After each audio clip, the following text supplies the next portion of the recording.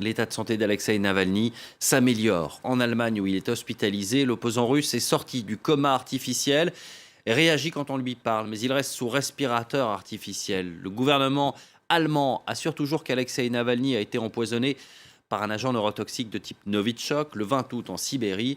Précision à Berlin de notre correspondante Anne Maillet.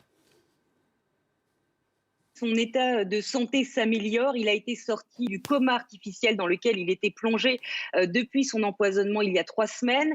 Selon les médecins de l'hôpital de la Charité à Berlin, où il est pris en charge depuis son arrivée en Allemagne, il a repris connaissance, il réagit quand on lui parle et il va être sevré de l'assistance respiratoire dans les heures qui viennent.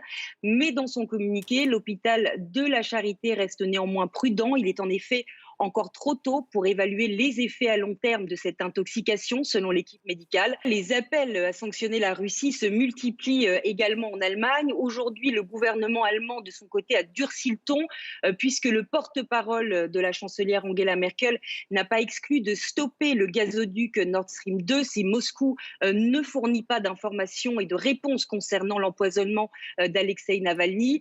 Alors, il faut savoir que ce gazoduc qui va relier la Russie à l'Allemagne via la mer Baltique est un chantier hautement stratégique.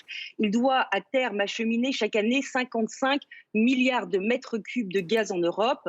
Mais c'est un projet qui, depuis sa création, suscite de nombreuses critiques. Il est notamment également sous le coup de sanctions américaines. Donc l'affaire Navalny n'a fait que grossir les rangs des détracteurs de ce gazoduc en Europe, mais aussi en Allemagne.